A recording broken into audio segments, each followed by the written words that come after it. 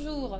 Je vais vous raconter une méditation du 11 décembre 2025 où j'ai vu le général de Gaulle. Alors je vous explique, vous savez que quand je fais des méditations, je n'attends rien. Et si vous en faites et que vous cherchez un petit peu, n'attendez surtout rien. Je trouve que c'est la meilleure solution pour voir plein de choses en fait. Enfin moi, ça se passe comme ça. Donc je suis montée. Je monte des marches doucement et là je regarde la terre et je vois encore des voiles noirs. J'en vois certains qui s'éclaircissent, mais il y a encore beaucoup de voiles noirs. Et puis je vois Vincent qui arrive et qui me prend la main. Et nous allons commencer à marcher et Papy Michel me rejoint, c'est mon guide, et il nous rejoint. Donc nous avançons. Et là, j'ai l'impression de ressentir mon père. Et quand il tourne la tête, c'est effectivement lui. Il est assis à une table, en train de cogiter, on va dire, de réfléchir. Et je vois plein de plans sur la table. Et là, je vois un monsieur, enfin un militaire qui est debout avec lui en train de discuter. Et quand il se tourne, je reconnais le général de Gaulle. Et ils me disent, nous travaillons sur les politiques, on s'occupe de tactique, stratégie. Alors mon père était quand même un gaulliste de base, comme beaucoup de cette époque. Mais là, quand même, je vois que mon père travaille aussi, vous voyez, il œuvre. Et je suis épatée. Et le général de Gaulle qui dit, je disais que le français était un veau. Pauvre veau, mais quelle réputation je lui ai fait. Mais je rajoute, beaucoup sont devenus des êtres attardés. Je n'en reviens pas d'une telle régression. Il faut secouer ce petit monde, ils vont droit à l'abattoir. Tu vois bien le lien quand même? Et oui, c'est vrai qu'en ce moment, je crois que c'est la période où il y avait le génocide des vaches et veaux. Et je me rends compte que en fait, l'humain l'a vécu, vous savez, avec la pandémie avant, un peu la même chose. Et que là, si on ne réagit pas, on va droit à l'abattoir aussi. Et il me dit, tu vois bien le lien, hein, n'oublie pas. Bon. Et là, il parle à mon père. Alors Robert, tu en penses quoi? Et mon père répond, je ne voulais pas l'admettre, de mon vivant t'es rien, mais cette fois-ci, la rose est définitivement fanée. Il faut que ceux qui souhaitent vraiment un pays libre et équilibré se rassemblent et fassent une unité. Et oui, il est temps de mettre de côté les autres. Alors, il faut montrer aux gens la fourberie de leur président. Et il faut que ce soit vraiment gros pour qu'ils comprennent. Alors, on le laisse se lâcher et faire n'importe quoi. C'est pas compliqué avec lui, hein. Et puis on me dit des noms. Il va falloir maintenant que les gens aient des noms pour savoir qui est complice de ce pantin. On me parle d'une chaîne qui est, je crois, gérée par un monsieur qui a les mêmes initiales que Vincent et où il reste encore des personnes qui peuvent parler et qui s'opposent à la corruption des âmes. L'éveil des gens. Quel vaste programme. Ils me sourient tous les deux et Papy Michel aussi. Alors nous décidons de les laisser travailler parce que j'ai l'impression que nous devons marcher. Et puis du coup on avance avec Vincent et Papy Michel. Et là je vais comme si j'étais à un autre endroit, enfin un autre secteur d'activité, je ne sais pas comment vous l'expliquer. Et là je vois l'archange Michael et une armée, une véritable armée énergétique. Encore une fois, Vincent et Michael brandissent leurs épées. Je le vois ça souvent. Nous devons combattre les démons pour les empêcher de gagner du terrain, de prendre des âmes et toujours plus d'âmes.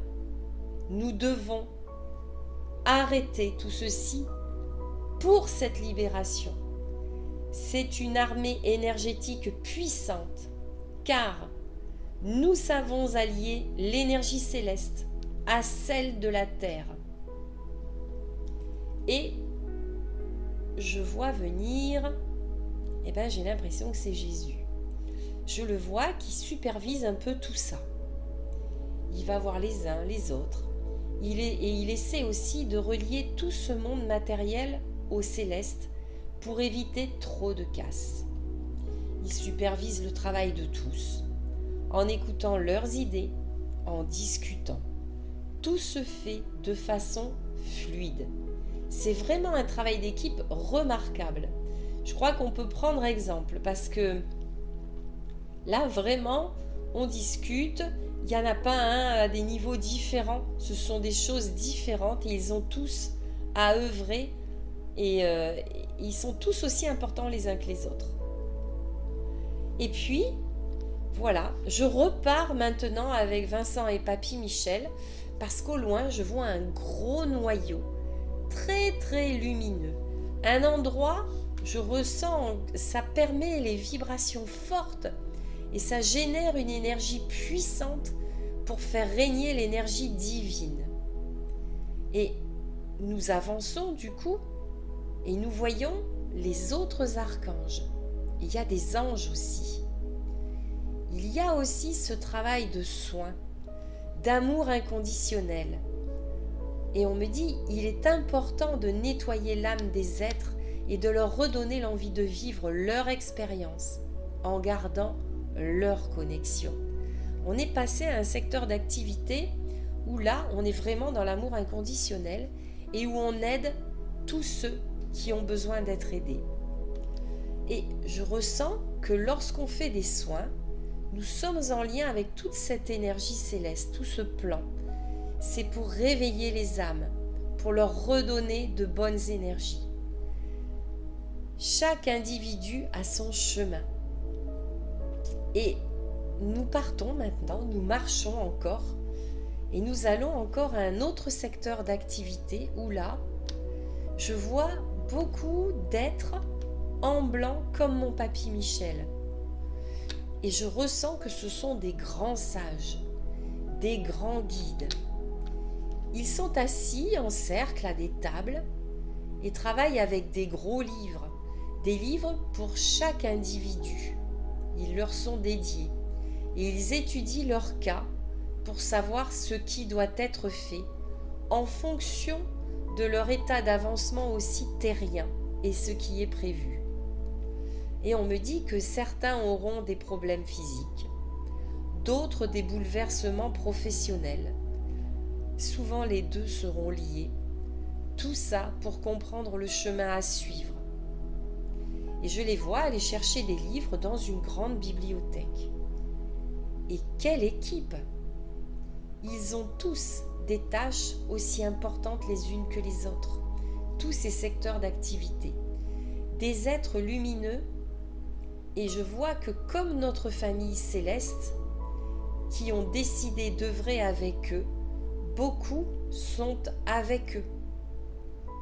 C'est un objectif de libération, de divulgation. Et je comprends aussi que certains terrestres auront à œuvrer en lien avec les célestes afin de libérer des énergies. Les célestes aident ceux qui vont au charbon, comme on dit. D'autres auront un travail plus introspectif, mais rien que ce travail sur eux pourra aider ceux qui vont au front. C'est énergétique. Nous sommes tous importants, vraiment tous.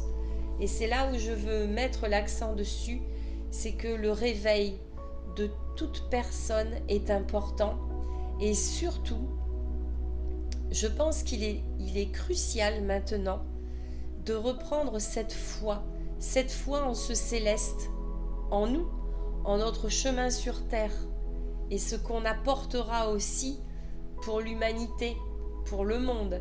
Nous sommes tous liés, tous très importants.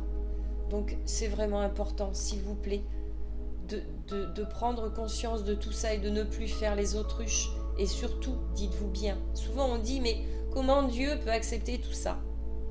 mais nous avons notre libre arbitre et nous sommes acteurs de cette vie. Rappelez-vous qu'on dit « aide-toi, le ciel t'aidera ». Aide-toi d'abord, le ciel t'aidera. Vous comprenez? C'est très très important. Il faut vraiment faire quelque chose et comprendre ce qu'on vit. C'est pas toujours facile, mais ce doit être une expérience et on doit en retirer quelque chose de positif. Et puis, vous voyez, sur le plan général, tout a un impact. Voilà, donc c'est la fin de cette méditation. Je suis enchantée. Je ne m'attendais pas à ce beau voyage. Je fais un grand salut à tout le monde. Je salue mon père et le général de Gaulle comme une militaire.